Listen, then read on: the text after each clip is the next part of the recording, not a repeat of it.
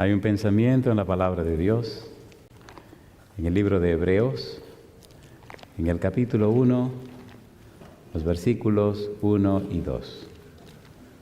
Hebreos, capítulo 1, versículo 1 y versículo número 2. Dice la palabra de Dios: Dios, habiendo hablado muchas veces y de muchas maneras en otro tiempo a los padres por los profetas, en estos postreros días nos ha hablado por el Hijo, a quien constituyó heredero de todo y por quien asimismo hizo el universo. Oramos. Querido Padre Celestial, gracias por el día que nos dio y ahora gracias por la oportunidad de reunirnos para estudiar su palabra. Señor, gracias por la compañía de los ángeles, la presencia y la dirección de su Espíritu Santo. Gracias, Padre amado, por su compañía bendita en este lugar. Gracias por los amigos y amigas que nos acompañan. Gracias por los hermanos y hermanas presentes, pero también gracias por todos aquellos y aquellas que nos siguen a través de la radio, la internet o la televisión. Padre amado, que el Santo Espíritu nos traiga en esta hora palabra de vida para la vida eterna. Que recibamos la palabra de Jehová, que vive y permanece para siempre. Dios, habilítenos, capacítenos con su Espíritu para comprender su verdad, que todos le adoremos en espíritu y en verdad, que todos estemos en el Espíritu para entender las cosas del Espíritu. Señor, lo pedimos en el nombre santo de Jesús. Amén, Señor. Amén. Muy bien, esta semana estamos trabajando con la serie Solo con su Espíritu. Y hoy trabajaremos con el título Dios y los profetas. Es bueno saber que Dios siempre ha estado interesado en sus hijos. Es bueno saber que desde el principio, cuando el hombre pecó, Dios salió en busca del hombre. Pero si usted lee la Biblia, descubre que Dios, Génesis capítulo número 1, versículo 3, crea todo con su palabra. Y dijo Dios, y las cosas comenzaron a existir. Sin embargo, cuando Dios decide crear al hombre y a la mujer, no solo usa sus palabras, sino que viene y dice la Biblia que tomó polvo de la tierra y entonces a ese muñeco de barro le alentó soplo de vida. Para hacer a la mujer, dice la palabra de Dios, que tomó parte del hombre y entonces hizo a la mujer. En otras palabras, la relación de Dios con el ser humano es una relación próxima, cercana, íntima. Tan íntima que la vida del ser humano se debe al soplo de vida que Dios le dio. Dios ama a los seres humanos. ¿Es así o no es así? ¿Es así o no es así? Número 1, lo demuestra cuando lo crea. Número 2, lo demuestra cuando el hombre peca y Dios viene para ofrecer el plan de salvación. Dios buscó al hombre. Adán, ¿dónde estás tú? Acto seguido, encontramos a Dios tratando de salvar la humanidad en lo que ya estudiamos la experiencia de Noé. A pesar de la maldad, Dios le da una prórroga. Y a pesar de la prórroga, el pueblo sigue su rumbo, los antediluvianos, pero Dios salva a Noé y a su familia. Más adelante le llama a Abraham: sal de tu familia, de tu parentela y ven a la ciudad que yo te diré. Y de Abraham Dios hace nacer el pueblo judío. Cuando usted lee el libro de Deuteronomio capítulo 7, usted descubrirá que Dios hizo de Abraham ese pueblo, no porque eran mejores que nadie, ni porque eran superiores a nadie. Lo hizo porque Dios lo quiso hacer. Así que a través de Abraham, Dios levanta un pueblo. Y entonces usted nota cómo Dios siempre se hace presente, cómo Dios siempre se deja ver. Con Isaac, el hijo de Abraham, con Jacob y Esaú, los hijos de Isaac. Ya vemos cómo lamentablemente Esaú no valoró la primogenitura y entonces Dios lo rechaza y queda la primogenitura con Jacob. En el libro de Malaquías capítulo 1 versículos 2 y 3 dice: a Jacob amé, mas a Esaú aborrecí. En el libro de Romanos capítulo 9 versículo 13 dice: a Jacob amé, mas a Esaú aborrecí. En el capítulo 12 del libro de Hebreos menciona también: a Jacob amé, mas a Esaú aborrecí. Cuando usted lee el versículo 16 se da cuenta que Dios aborreció a Esaú porque era profano. Un profano es una persona que no da valor a las cosas espirituales, que no trata con cuidado las cosas que son de Dios. Esaú no valoró la primogenitura, la vendió por un plato ¿de qué? De lentejas. La idea de a Jacob amé, mas a Esaú aborrecí es un hebraísmo. ¿Qué significa eso? Es una figura, es una expresión idiomática judía o hebrea, donde lo que significa es: a este acepté y a este rechacé. ¿Por qué Dios rechazó a Esaú? Por profano, porque no valoró las cosas espirituales. ¿Qué hizo Jacob? Se arrepintió. Pregunto, ¿pidió perdón Jacob, sí o no? En Peniel, ¿luchó Jacob con el ángel o no luchó con el ángel? Y el ángel le dijo, que era el mismo Dios: has luchado con los hombres y con Dios y has vencido. Ya no será llamado tu nombre Jacob, sino Israel. Mi pregunta: ¿ha llegado Dios al colmo de venir a la tierra y luchar toda la noche con un ser humano? ¿Sí o no? A ver, ¿sí o no? ¿Vino Dios a la casa de Abraham y comió en la casa de Abraham antes de destruir Sodoma y Gomorra? Sí. En otras palabras, la Biblia está llena de testimonios y ejemplos de que Dios quiere salvar a sus hijos y ha hecho hasta lo indecible para salvar a sus hijos.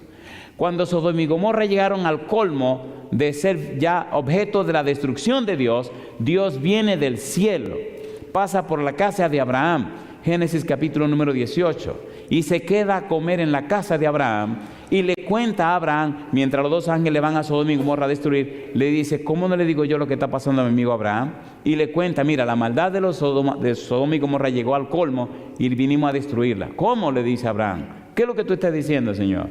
Y Abraham comienza a alegar en favor de Sodoma y Gomorra.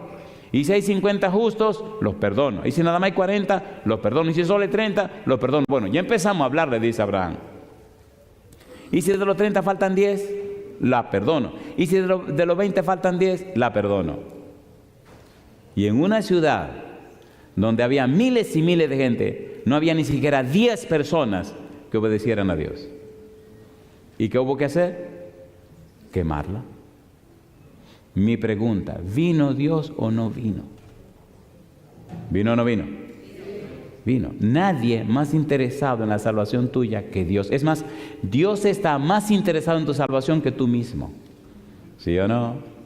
¿Sí o no? Lo ha dado todo. La gente dice que Dios es todopoderoso. ¿Eso es verdad o mentira? ¿La verdad es verdad o es mentira? Ahora le tengo una pregunta de examen. ¿Están listos? ¿Están listos o no están listos? Esta pregunta le va a molestar. Si es todopoderoso, ¿por qué no ayudó a Jesús? Ahora vienen los exégetas, ¿no? Cuando Cristo estaba en el monte de Getsemaní, ¿qué fue lo que gritó? Dios mío, pasa de mí esta copa, mas no se haga mi voluntad sino la tuya. ¿Por qué no lo ayudó? ¿Por amor a quién? No. ¿Por amor a quién? No. ¿Por amor a quién? A mí. La salvación es individual, no es en grupo. Me amó tanto a mí que no ayudó a Jesús. Entonces, ¿debería yo amarlo a Él? A ver, ¿sí o no? ¿Me amó Jesús a mí? Me amó tanto a mí que prefirió ir a la cruz. Entonces yo te pregunto, ¿te ama Dios? Entonces, ¿por qué tú no te amas también? ¿Es Dios todopoderoso? Pero Él decidió salvar a la humanidad y pagar el precio del pecado, no importa lo que fuera. Y por eso me gusta tanto Romanos 8:32. El que no escatimó. Es interesante esa palabra, el que no escatimó, el que no regateó, el que no escondió, el que no peleó. Cuando usted va a comprar algo, ¿no regatea usted los precios? A ver, ¿sí o no? Y usted le pregunta, ¿y eso es lo que vale? Sí, no, eso no vale eso. Usted sabe que vale más que eso, pero usted comienza a regatear para que le bajen el precio. ¿Regateó Dios la vida de Jesús? No.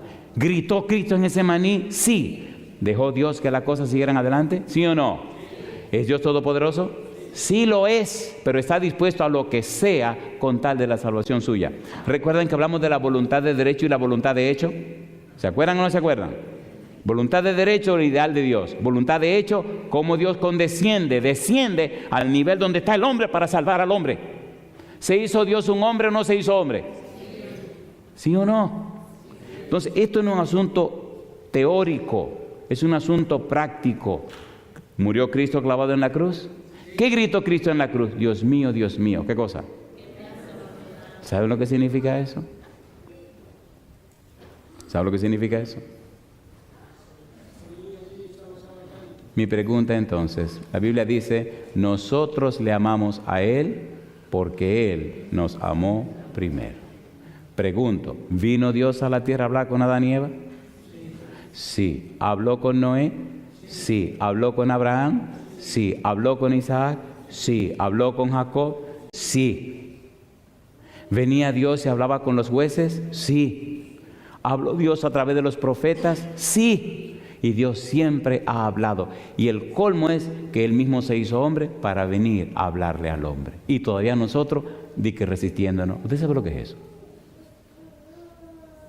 En el libro de Hebreos, en el capítulo 1, el versículo 1 dice, Dios. Y llama la atención que el sujeto es Dios. Número 1, Dios. Habiendo hablado muchas veces y de muchas maneras en otro tiempo a los padres por los profetas, en estos postreros días, ¿qué dice? Nos ha hablado por el Hijo. ¿Quién es el que está hablando? Dios. ¿A quién le habló? A los pasados, los padres, y le habló por los profetas. Y ahora nos habla por el Hijo. ¿Quién es el que está empeñado en esto? Dios. ¿Quién está detrás de todo esto? Dios. ¿Quién quiere salvarnos? Dios. ¿Quién lo ha dado todo? Dios. ¿Quién empeñó todo? Dios. ¿Quién lo entregó todo? Dios. ¿Qué dice Juan 3:16? Porque de tal manera, ¿qué cosa? Amó Dios, ¿a quién?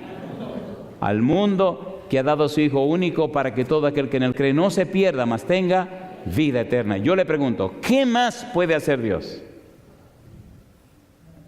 En el libro de Jeremías, en el capítulo 3, hay una pregunta, una interesantísima pregunta. Vamos rapidito para entrar en el tema.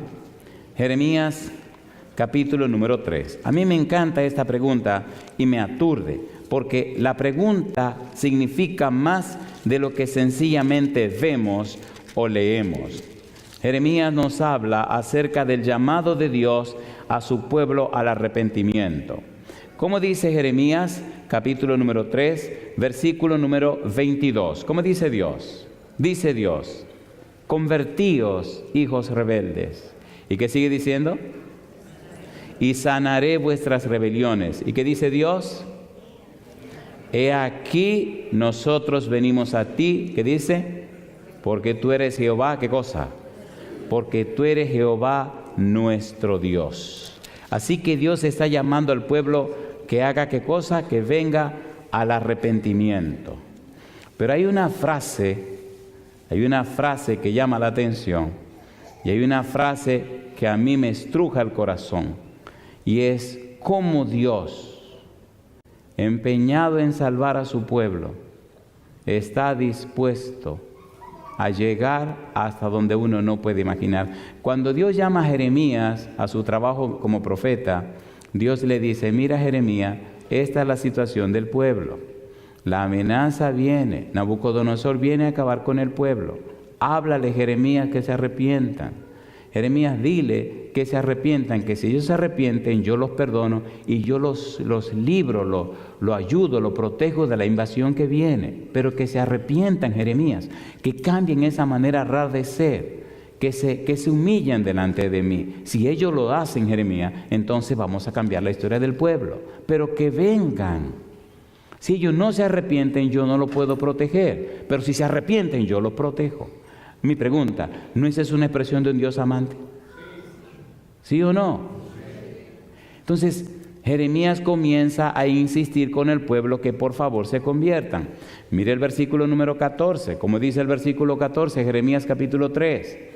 Convertíos, hijos rebeldes, dice Jehová, porque yo soy, ¿qué cosa dice él? vuestro esposo. ¿Y qué dice ahora? Y os tomaré 1 de cada ciudad y 2 de cada familia y os introduciré, ¿dónde? En Sión. Y dice Dios, y os daré pastores según mi corazón que os apacienten con, ¿qué dice Él? Con ciencia y con inteligencia. Mi pregunta, ¿está mostrando Dios un amor cuidadoso, un amor tierno, una manera paterna, paternal de cuidar a sus hijos? ¿Lo está mostrando, sí o no? Entonces dice en el libro de Hebreos capítulo 1 que Dios habla a los padres por los profetas. Cuando usted estudia la historia de los profetas y la vida del trabajo de los profetas, descubre que quien está detrás de todo es Dios. La pregunta es, ¿quién es un profeta? ¿Cómo se puede definir un profeta? Número 1, un profeta es uno que habla pública o abiertamente. Es un proclamador de un mensaje divino. El profeta no inventa su mensaje. El profeta viene a traer el mensaje de Dios. Un profeta es una persona que tenía una relación inmediata con Dios. Había una relación estrecha entre Dios y el profeta, una relación íntima. Por eso, en el libro de San Juan capítulo 1, versículo 31, el profeta Juan el Bautista dice, el que me envió a bautizar me dijo. Había una relación estrecha entre Dios y Juan. Juan salió de la presencia de Dios a proclamar un mensaje. Juan salió con la autoridad de Dios, pero Juan salió lleno del amor de Dios y estaba tan lleno de ese amor de Dios que terminó pagando con su propia vida.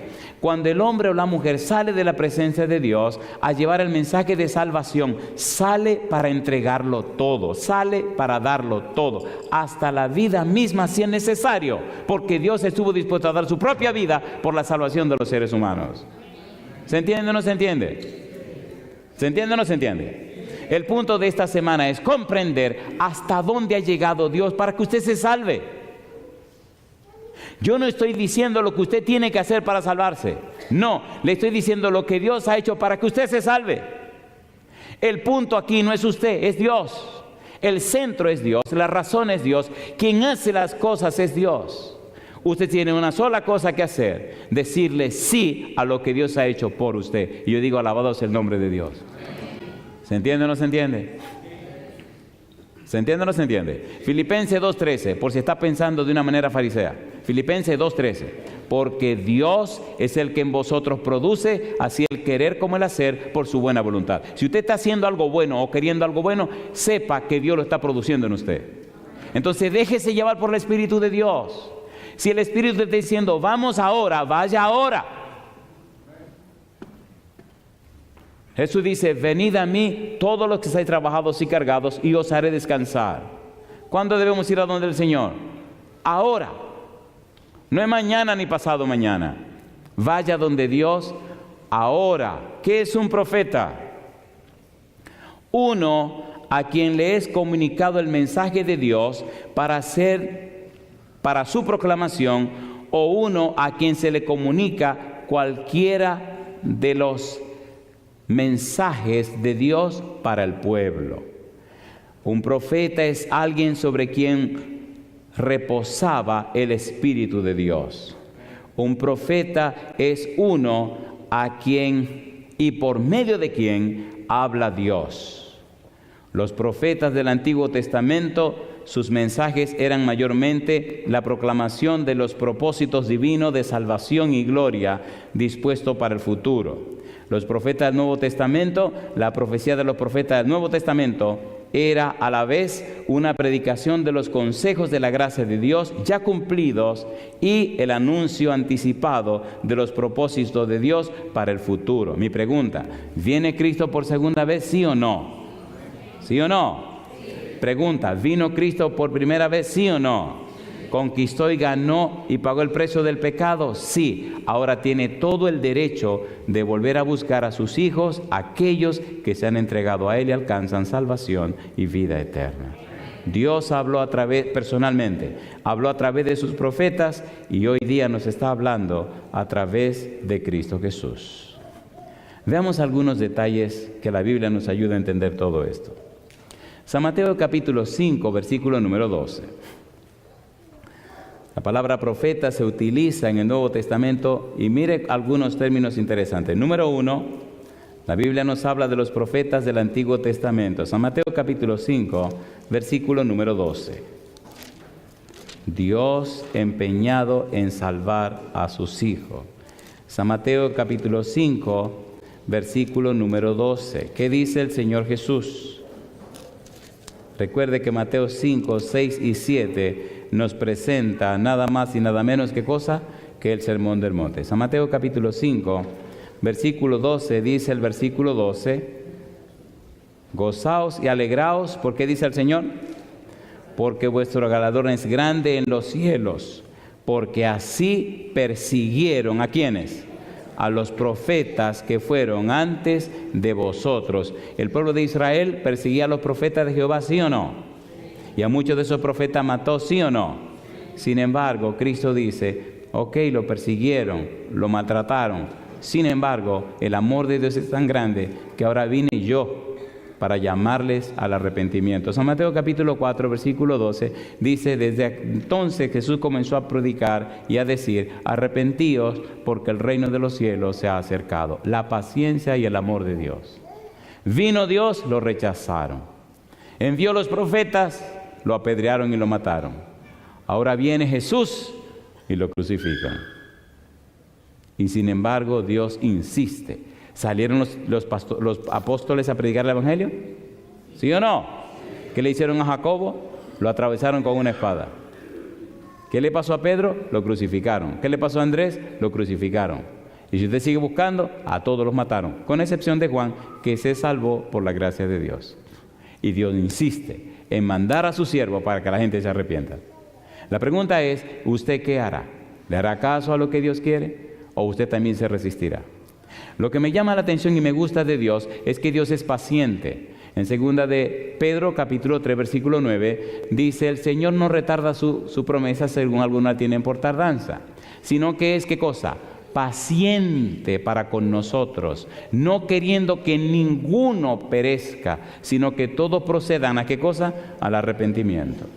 Dios ha esperado, buscado, rebuscado, caminado, la primera, la segunda, todas las millas, para que usted no se pierda.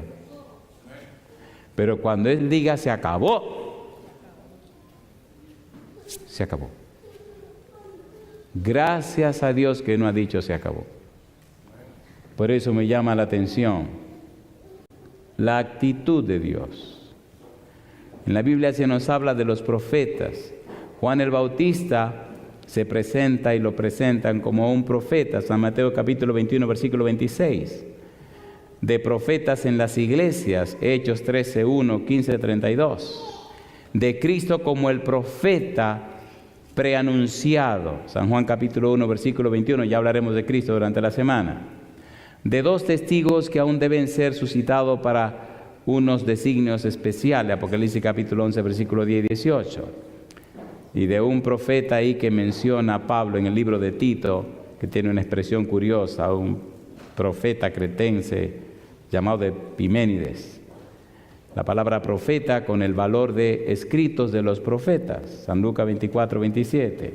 Y ahora viene el corazón de este asunto donde tenemos que detenernos. Una pregunta. Cuando Dios habla, ¿quiere decir Dios lo que está diciendo? ¿Sí o no? ¿Sí o no? Pues le tengo sorpresa. Dice más de lo que está diciendo.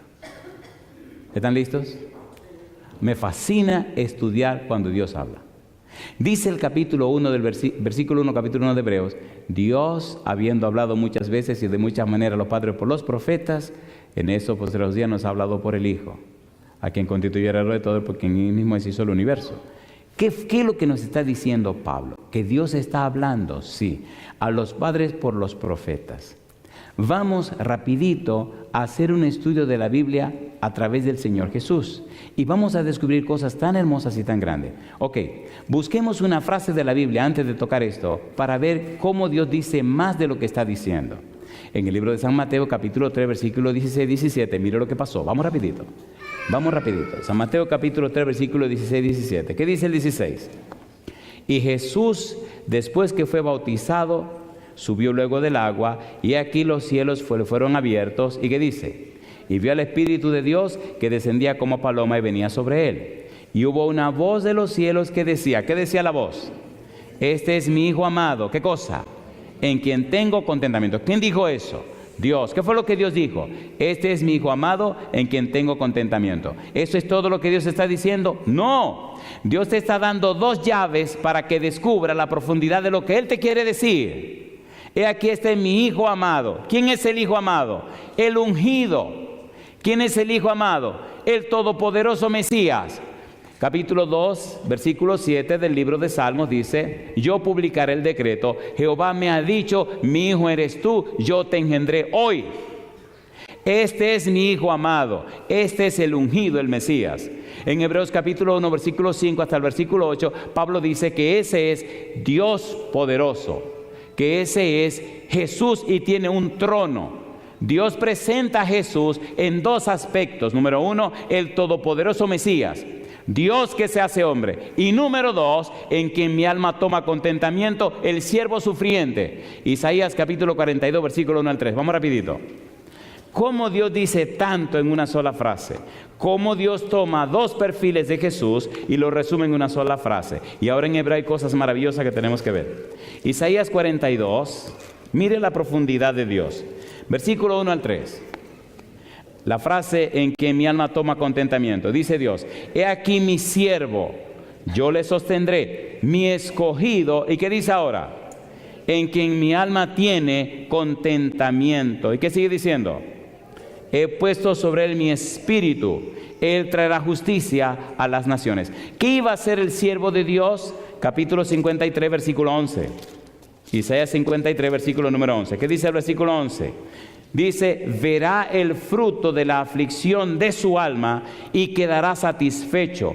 Por su conocimiento justificará mi siervo justo a muchos y llevará, ¿qué cosa? Las iniquidades de ellos. ¿Quién es ese siervo de Dios que llevó la iniquidad de la gente? Jesús. ¿Quién es ese siervo de Dios? El Mesías que se hizo hombre. En otras palabras, cuando Dios habla en el bautismo de Jesús diciendo, este es mi Hijo amado, en el cual mi alma tiene contentamiento, nos está diciendo, este personaje que ustedes tienen ahí delante es el todopoderoso Dios, creador del universo, que se está haciendo un hombre. Ahora se está bautizando para cumplir la misión. Y Él es mi siervo, el que morirá en lugar de ustedes, el que pagará con su vida el precio de sus pecados. Dios lo dice todo en una sola frase. Y yo digo, alabado es el nombre de Dios. ¿Es hermoso o no es hermoso? A ver, ¿sí o no? Nadie más teólogo que Dios. Como una sola frase lo dice todo. Todo el plan de salvación, todo el significado de la vida de Jesús. Por eso, cuando Satanás tienta a Cristo en el monte, dice, si tú eres el Hijo de Dios. ¿Por qué era la frase si tú eres el Hijo de Dios? Satanás sabía quién es Jesús. Los demonios decían, yo sé quién eres, el Santo de Dios. Yo sé quién eres, el Dios del Altísimo. ¿Lo saben o no lo saben? A ver, ¿lo saben o no lo saben? El endemoniado gadareno, ¿qué le dijo? Legión me llamo porque somos muchos. Pero, déjanos ir a este vato de cerdo. ¿Le tenía miedo o no tenía miedo? ¿Sí o no? Sabían que si a Jesucristo le daba la gana, lo miraba y ¡pum!, lo desaparecía del universo. Sin embargo, ese ser todopoderoso llamado Jesús vino a la tierra a morir por ti y a morir por mí, como el siervo del Dios Altísimo. ¿Qué dice el libro de San Juan 1:29? He aquí el Cordero de Dios que quita el pecado del mundo. Quitar, airó, significa que lleva, que carga, que toma para sí. Isaías 53, versículo 6, cada cual se apartó por su camino, mas Jehová cargó en él el pecado de todos nosotros. ¿Vino como siervo sufriente, sí o no?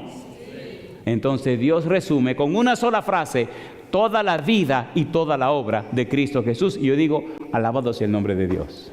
¿Es linda la Biblia o no es linda la Biblia? ¿Sí o no?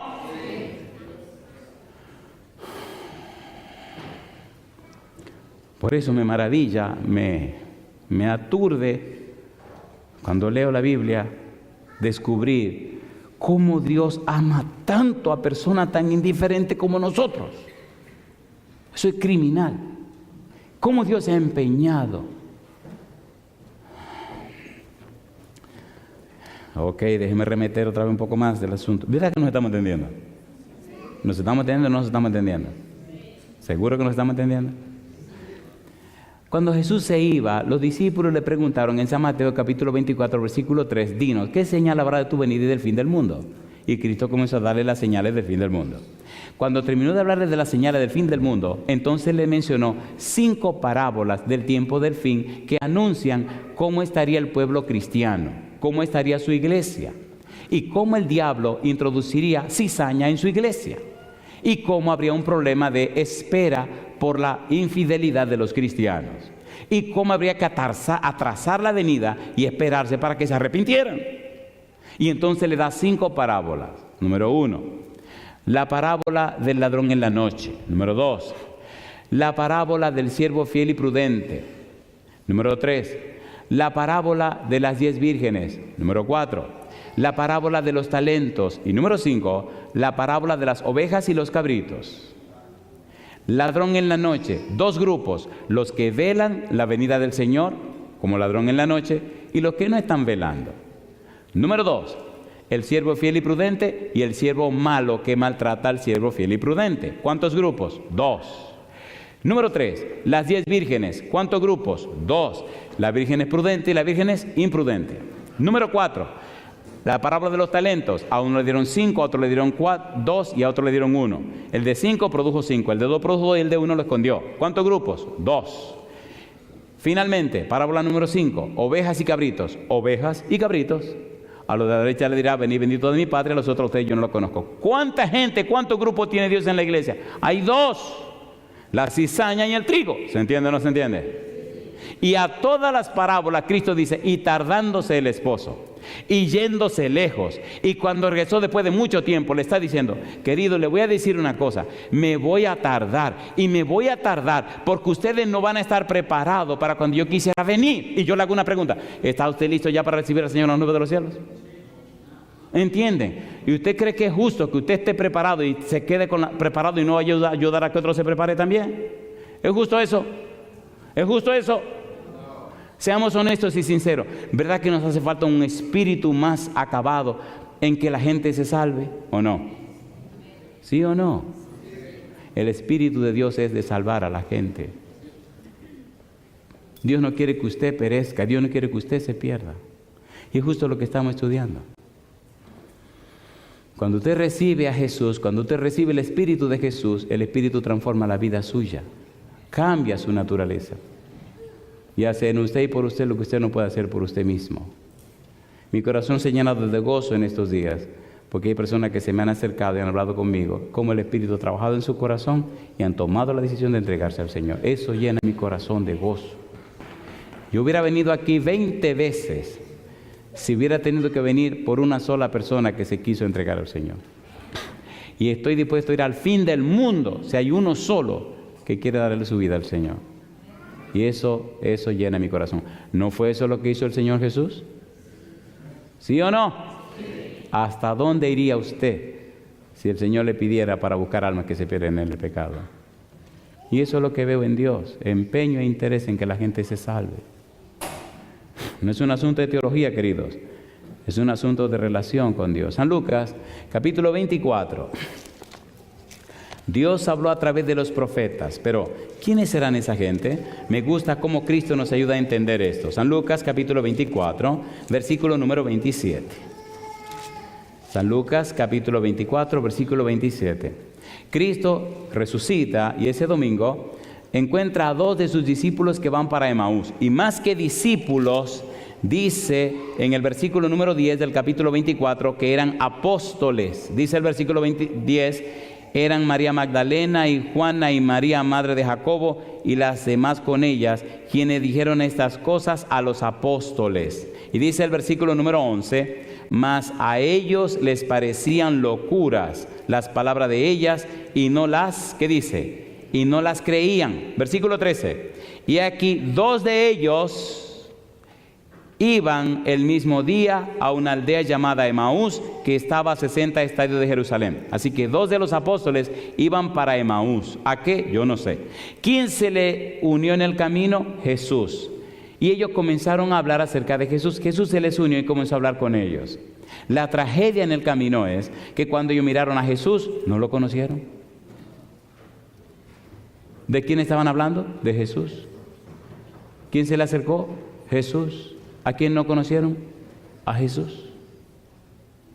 Y en el camino, después de la conversación que usted ya conoce, entonces Cristo comienza a explicarle. Versículo 27, capítulo 24, versículo 27 dice: y comenzando desde Moisés y siguiendo por todos los profetas, les declaraba en todas las escrituras lo que de él decían. ¿Por dónde comenzó Jesús? Por Moisés. ¿Y quién era Moisés? Un profeta. ¿Nos habló Dios a través de Moisés? A ver, ¿sí o no? Veamos Deuteronomio capítulo 18, versículo 15 en adelante. Moisés hablando, Dios hablando a través de Moisés. Cómo Dios te ama, cómo Dios está empeñado en tu salvación, hasta dónde ha llegado Dios. Deuteronomio capítulo 18, versículo número 15 en adelante. Mira lo que dice el versículo 15. Dice Moisés: profeta de en medio de ti, de tus hermanos como yo, te levantará Jehová tu Dios. ¿Qué dice ahora? A él oiréis. Mi pregunta: ¿de quién estaba hablando Moisés? Estaba hablando del Mesías, estaba hablando del Cristo. Si usted recuerda, en el capítulo 4 del libro de San Juan, Jesús estaba hablando con la samaritana. La samaritana le dice: yo sé que ha de venir el Cristo, el Mesías llamado el Cristo. Cuando Él venga, nos enseñará todas las cosas. Y mire qué respuesta le dio Jesús. San Juan capítulo número 4. San Juan capítulo número 4. Mire qué cosa linda. ¿Qué estamos viendo con esto? Todo el empeño y el interés de Dios en que la gente no se pierda, que la gente se salve. ¿Quién era la samaritana? Una pecadora. ¿Cuántos esposos no? ¿Cuántos hombres había tenido en su vida? Bueno, había tenido 5 y el que tenía no era de ella tampoco, así que eran 6. ¿Cuántos hombres había tenido esta mujer? ¿Vino Cristo a hablar con ella? ¿Se reunió con ella en el pozo? ¿Busca Cristo a los pecadores? ¿Se arrepintió la samaritana? ¿Se quedó Cristo en Samaria 2 días? ¿Quién predicó en Samaria? Primero la samaritana y después Cristo. ¿Perdona Cristo a los pecadores? ¿Vino a salvar a los pecadores? ¿Sí o no? Y entonces la samaritana le dice, San Juan capítulo 4, versículo número 25, le dijo la mujer: sé que ha de venir el Mesías, llamado el Cristo. Cuando Él venga, nos declarará todas las cosas. Jesús le dijo: yo soy el que habla contigo. Yo digo, alabado sea el nombre de Dios. Cuando usted tenga tiempo, lea San Juan 3 y San Juan 4. En San Juan 3 hay un teólogo llamado Nicodemo. En San Juan 4 hay una pecadora llamada la samaritana. Ni el nombre le sabemos. Pero si usted analiza los 2 capítulos, se da cuenta que la samaritana era más teólogo que el que estaba en el capítulo 3. ¿Por qué? El del capítulo 3 cuestionó a Jesús. La samaritana sabía que había una profecía dicha por Moisés, que Dios levantaría un profeta como Moisés para hablarle al pueblo. Y ella le dijo a Jesús: yo sé que ha de venir el Mesías llamado el Cristo. Cuando Él venga nos enseñará todas las cosas. Y a ella Cristo le dijo lo que no le dijo a nadie en ninguna parte del Nuevo Testamento. Le dijo: yo soy el que habla contigo. Mi pregunta para usted: ¿hace Cristo acepción de personas? No. ¿Hace Dios acepción de personas? No. ¿Está interesado en una salvación de todos? Sí. ¿Vino Dios y se presentó ante los pecadores? Sí, Señor. Mi pregunta para usted: ¿por qué tiene planes de perderse? ¿Por qué esa reticencia? ¿Por qué esa resistencia a Dios? ¿Qué te pasa? ¿Por qué resistirse tanto a Dios? Seamos honestos. ¿Verdad que muchas veces nos estamos resistiendo a Dios? A ver si o no. Las dudas, preguntas y una montaña de cosas. Y Dios insiste, Dios insiste, Dios insiste. ¿Le creyó la samaritana a Jesús? Le creyó tanto que dejó el cántaro en el pozo y se fue corriendo para la ciudad. ¿Qué llevaba la samaritana dentro? El agua de vida. ¿Quién es el agua de vida? San Juan 7:37 es el Espíritu Santo. ¿Quién predicó en Samaria? La samaritana. ¿Le creyeron los hombres samaritanos? Le creyeron. ¿Por qué le creyeron a esa pecadora? En un barrio pequeño, ¿quién no sabe si una mujer ha tenido 5 hombres ajenos? Y un 6º hombre que tampoco es de ella. ¿Quién no lo sabe? Ahora, ¿quién estaba hablando por la samaritana? El Espíritu de Dios. ¿A quién necesitamos nosotros que llene nuestro ser? El Espíritu de Dios. ¿Le gustaría que el Espíritu llenara su vida en esta hora? ¿Y cambiara y transformara su vida? Jesús iba para Galilea y se detuvo en Samaria 2 días por la samaritana. Y la ciudad entera acogió a Jesús 2 días y se arrepintieron. ¿No le parece que necesita el Señor que alguno de nosotros se ponga en la cosa para que la gente también se salve? Si usted quiere que el Espíritu le llene su ser, póngase en pie conmigo, por favor. Yo espero en Dios que nos estemos entendiendo. Mi pregunta para usted, en lo que hemos visto, ¿lo ha dado Dios todo para que usted se salve, sí o no? Escuche mi pregunta, por favor.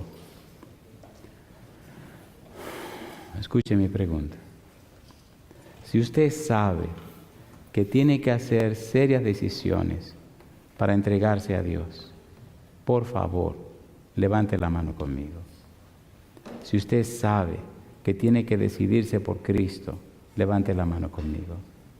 Si usted sabe que ya llegó el tiempo de permitirle a Dios que arregle su vida para que su nombre se registre en el libro de la vida, levante su mano conmigo. Esta noche tuve una experiencia muy linda con 2 muchachos. Yo no voy a decir cómo se llaman, por respeto.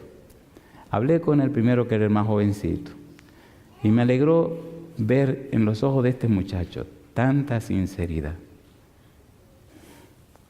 Hizo una pregunta y a mí la pregunta me tocó el corazón. Oiga, dígame una cosa, ¿qué es lo que hay que hacer para uno salvarse? ¿Cómo es la cuestión de la salvación? Y ahí empezamos a hablar. Y luego hablé con su hermano, que me dice: pastor, yo me bautizo el sábado. Anoche hablé con una dama que tiene su problema personal y entendió y comprendió que tiene que arreglar sus cosas con Dios para que Dios se haga dueño de su vida y entonces Dios pueda actuar en su favor. Porque si el enemigo tiene derecho sobre nosotros, el enemigo va a reclamar ese derecho. Escúcheme, por favor. Y no quiero asuntos de psicología y de sentimentalismo. A mí no me gusta esa cuestión de sentimentalismo. Si usted sabe que llegó el tiempo de hacer arreglo en su vida para entregarse completamente a Dios, sálgase de esa multitud y venga aquí arriba conmigo. Si pasa para acá, usted está diciendo: bueno, yo pongo mi vida en las manos de Dios. Yo estoy dispuesto a que Dios haga los cambios y los arreglos que tengan que hacer en mi vida. Yo decido ponerme del lado de Dios. Si usted sabe que esa es su decisión, sálgase del grupo y venga para acá y vamos a orar para terminar esta cuestión. Sálgase del grupo y venga para acá. Algunos de ustedes yo sé que ya están listos para bautizarse el próximo sábado. Otros se bautizarán cuando ustedes decidan, por la gracia de Dios. Otros que se fueron lejos del Señor saben que tienen que regresar ya. Y aún otros que saben que están flojos, tienen que ajustar su vida en el nombre del Señor Jesús. Yo quiero que suban aquí arriba conmigo, por favor. Dios me mandó a este lugar a predicar su palabra, a abrir las puertas de la salvación, pero yo no puedo empujar a nadie. Usted debe entrar libremente, voluntariamente. Dios le llama y dice: con cuerdas humanas les he atraído, con cuerdas de amor. En el libro de Romanos, capítulo 2, versículo 4, dice que es la benignidad de Dios que produce el arrepentimiento. Es la bondad de Dios, es la gracia, la misericordia de Dios, es el amor de Dios. Es lo que Dios ha hecho por nosotros y en nosotros lo que produce el arrepentimiento. No es el miedo, no es el ataque, no. Nos entregamos a Dios porque Dios lo ha dado todo por nosotros, porque Dios ha insistido en eso, porque Dios ha empeñado todo. Por eso nos entregamos a Él, por su benignidad, su bondad y su amor. Si usted sabe que debe pasar al frente, sálgase de la multitud y venga para acá y suba aquí arriba conmigo. Y si usted nos está siguiendo en cualquier lugar de la tierra, por favor, y ya sabe que llegó el tiempo de entregarse al Señor, hágalo hoy. No lo deje para mañana. Mañana puede ser tarde. Hágalo hoy. Dígale hoy a Dios: Señor, entrego mi mente, mi voluntad y mi conciencia en sus manos. Señor, reprenda todo espíritu de duda que haya en mi mente. Señor, haga los cambios en mi vida. Señor, unja mi vida con su espíritu. Padre, aclare mi mente. Dele una oportunidad a Dios. Entienda y comprenda que en su palabra Dios ha demostrado y ha hecho todo lo posible y lo imposible para que usted no se pierda. Permítale a Dios salvarle. Oramos. Padre querido, gracias. Gracias, Señor, por su empeño, su dedicación. Gracias, Dios, por su interés. Gracias porque primero vino usted mismo para hablar a los pecadores. Luego habló a través de los profetas. Luego habló a través del mismo Jesús que vino a la tierra. Después habló a través de los apóstoles. Luego ha hablado a través de los predicadores y hoy, Señor, nos habla a través de cada hombre o mujer que se entrega a usted y recibe su verdad, su palabra y su salvación. Gracias por hablarnos esta noche a través de este predicador que no tiene nada mejor que nadie, pero le ha dicho sí a usted. Permita, Padre Celestial, que el Espíritu Santo toque cada persona presente y a estos que se han movido de sus asientos, Padre Eterno, arregle sus vidas, láveles con la sangre preciosa de Jesús, cúbrales con su manto de justicia. Señor, únjales con el Espíritu Santo, que su gracia bendita les transforme y su mano poderosa les sostenga, que nada ni nadie les aparte de usted y que muy pronto, Señor, tengan sus nombres en el libro de la vida, para que sean conocidos como hijos e hijas del Dios Altísimo y sean conocidos como ciudadanos del reino de los cielos y se les reconozcan como miembros de la familia de Dios y entonces nada ni nadie los aparte de usted. Padre amado, gracias. Gracias por su amor, su misericordia y su bondad. Gracias por su insistencia, Dios. Gracias, Señor. En el nombre santo y bendito de Jesús. Amén, Señor. Amén. Que Dios le bendiga, Dios le guarde.